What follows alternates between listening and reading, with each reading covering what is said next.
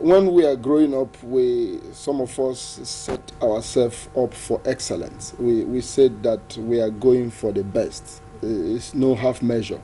So we started every step and all steps to accomplish a full measure and full excellence. So, someone like me is an excellent person. It is excellent in everything I do. I've also been at vanguard of youth leadership in Nigeria. It's most unfortunate that Nigerian youths are being allowed to wallow in penury and poverty, and then and they take to crime. The young people takes to kidnapping, and the young girls takes to prostitution. This is not the Nigerian our forefathers has dreamt for us. It is most unfortunate, but there is still hope. I still strongly believe there's hope. All I can say is that it has never been anything good, for this country. This is a country that our forefathers has planned that our youths will have the best. Best of everything, best in education, best in sports, best in their development. But what have we had now? We have had youth restiveness, we have had youth destruction, we have had youth crime everywhere. It's very pathetic. It's very, very pathetic. This is not the youth that we hope for. This is not the youth that we build. This is not the youth that we led.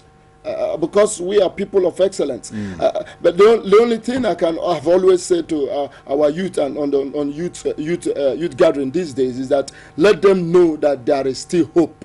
There is still hope. At the end of this darkest tunnel, the light is coming.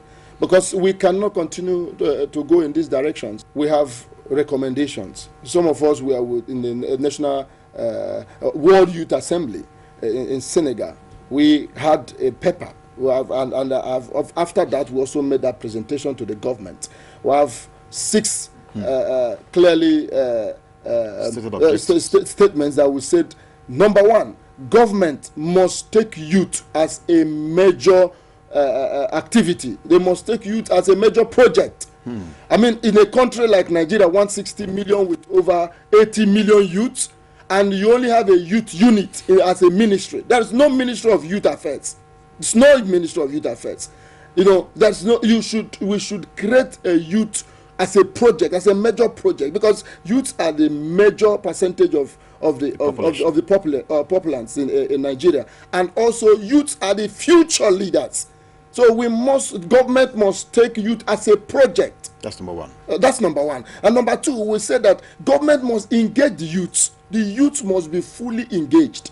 You see, this attitude about leaders not thinking that youths are children. Youths are not children. We have even described who is a youth. We said youth is someone from his adolescence from the age of 18 to 45.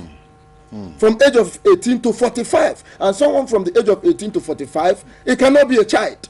So youth cannot be, we can't have Ministry of Youth and Women Affairs. Youth and women are not the same. Are not the same. The youths have all the energy. So government must engage the youths, engage their energy to productive sectors. Okay. And then number 3, we also said that government should take youth more seriously than ever. The youth must be taken more seriously than ever by training. That we must develop a training program for Nigerian youths. Whether they are still in school, they must be in a training program, a character development, leadership training. Youth must be in a character development training.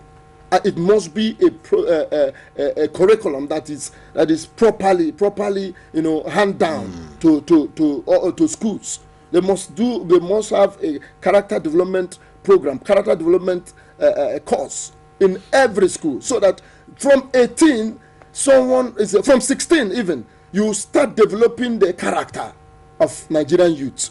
Nigerian youths are always eager to do the right things, but they found themselves doing the wrong things because there's no character, it's not developed. It's a leadership failure. It's a leadership failure. What we found in the politics, we also found in the church. When we also found in the mosque, when a leader of a Christian group it's only interested in material acquisitions. He will fail himself and he fail the people. In the mosque, it's not different. When the imam in charge of the mosque is only interested in acquisition of kingdoms and palaces and being called a sheikh and everybody being praising him or her.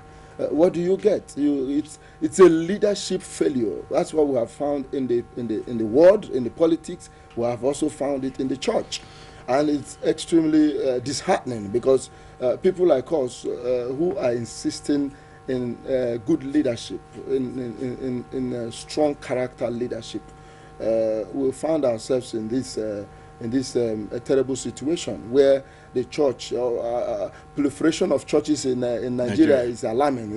We can get 10 churches in every street. So you have a church in every 100 meter, and then you can also get mosque at big mosques at every locations in other places. Yet we are deteriorating. The people are deteriorating. There's no way to bring the people out from their suffering.